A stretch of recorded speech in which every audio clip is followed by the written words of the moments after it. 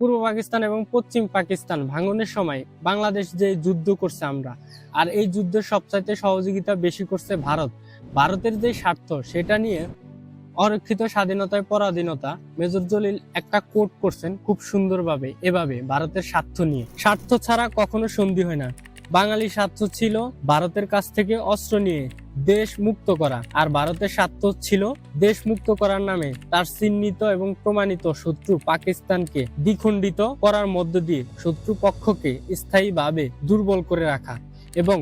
মুক্ত বাংলাদেশের উপর প্রাথমিকভাবে খবরদারি করে পরবর্তী সময়ে সুযোগ মতো ভারতের সাথে একীভূত করে নেওয়া, অর্থাৎ একটা অঙ্গরাজ্যের মতো বাংলাদেশকে তারা শাসন করার যেই দায়ভার বা শাসনভার, ওইভাবে হচ্ছে তারা বাংলাদেশকে চাইছে যে পাকিস্তান থেকে আলাদা করে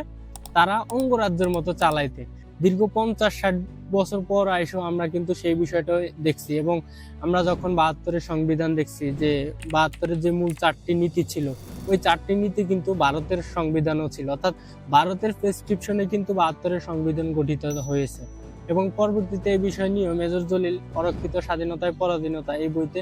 ডিটেল উল্লেখ করছেন।